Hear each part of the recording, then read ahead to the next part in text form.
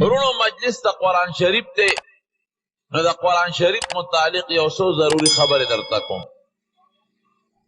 قرآن شریف دا اللہ کتاب او دا اللہ خبری دی، وحی وتوی او رب العالمین دیر لوی د عزت په شکل د دواړو جهان مبارک سردار محمد مصطفی صلی اللہ علیہ وسلم باندې نازل کړي. یو سړی کوي نن خدا عقل زمانه ده، عقلیاتو پسې مونږ په منډه ترړه سر یو. یو سړی وی قرآن شریف ته څه ضرورت دی؟ ورونو قرآن شریف ته ډېر لوی ضرورت دی. یو مثال تاسو له درکوم. د انسان دا سترګې دي، سترګې د سترګه کې دننه رڼا ده او یو بهر رڼا د نور او د بجلی رڼا ده. چې دا دوه رڼاګانې یو ځای شي نو سړي ته فایده رسي. که د یو انسان په سترګه کې دننه رڼا ني، نظر چې ورته وایي، او بار نور هم لګي، سپوږمۍ هم لګي، چراغان هم دی، دې د دنیا د دې خوبصورتو د نقشو نه فایده نشي اخیستی.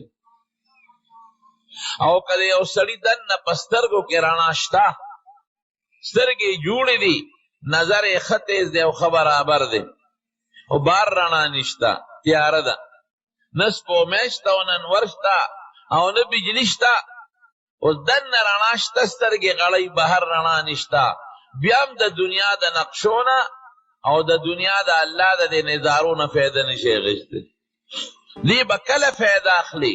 د دنیا د نقشو نه او د دې خوبصورتو نه او د کائناتو د دې خشته منظرونو نه، او دا چې دا مې زوی دی او دا مې پلار دی، دا به کله فایده اخلي؟ دا به اله دې فایده اخلي چې دننه رڼا مې او بار رڼا مې. ما د یو حافظ نه تپوس وکړ، هغه په سترګو نابینا و. ما وی حافظ صاحب ته خو په دواړو سترګو نابینه، یو تپوس تنه کوم پړه دې څه ارمان دی؟ ما ته وی عجیبه تپوس دې وکړم. وی څه ارمان مې نشته، خدای قرآن را یاد کړی دی او هغې تلاوت کوم پې ډېر خوشحاله، شاګردان مې خدمت کوي او مور پلار مې قدر کوي د قرآن د برکت نه. مې نه څه ارمان خو به دې وي؟ وی یو ارمان مې شته پړکې دا چې دا سور رنګ به څنګه او شین به څنګه، دا راته پته نه لګي. واقعي کلک او پوس خو په لاس معلومیږي، رکوټ پلن غټ دام په لاس معلومیږي، او د سړي اندازم پس اواز معلومیږي، په غوږ به معلوم کې خو شین څه ته وایي، سور رنګ څه ته وایي، تور رنګ څه ته وایي، او دا سینري ده او دا نقشه ده، دا به څنګه وي؟ دا لویه خبره ده. نو دننه رڼا د نظارو دپاره د دننه رڼا ضرورت دی. او که دننه یو د بار رڼا ني، هلکه نو خلک څونه بجلو والا پسې بیا کنځل کوي. د ده خو سترګې شته، دا بجلو والا پسې ولې کنځل کوي؟ وی ډغرې غرونه ضرب نه لګي، بجلي نشته، دواړه رڼاګانې یو ځای شو، سړی فایده اخلي. ورونو دا د جسم، دارنګې د روح دپاره هم دوه رڼاګانې دي. یو د روح دننه خپله رڼا ده، خپله رڼا، او یو بهر رڼا ده. د روح دننه خپله رڼا څه شی دی؟ ادا چې د انسان روح جمدی وي، ولې د انسان وجود د جسم او د روح نه مرکب دی. نو روح په هر چا کې شته، چې کم جمدی انسان یې روح پکې شته، او چې کم مړ شو روح ته لاړ.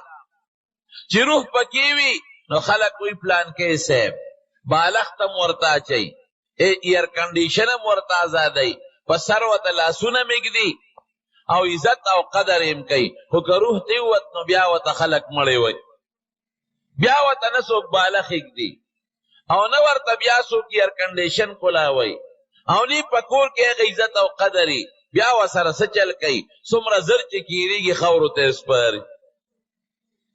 د بهر رڼا ولا ضروري ده، که دننه رڼا ني مړی به ورته وی. او د بهر رڼا څه شی دی؟ هغه د الله سره نسبت وحی او قرآن شریف دی. ګوره که وحی او قرآن شریف ني، داسې مثال لکه د سړي سترګو کې دننه رڼا شته او بهر رڼا نشته. شکر دی د خدای ډېر لوی فضل او کرم. ټول وایي الحمدلله چې موږ له خدای دواړه رڼاګانې راکړې دي.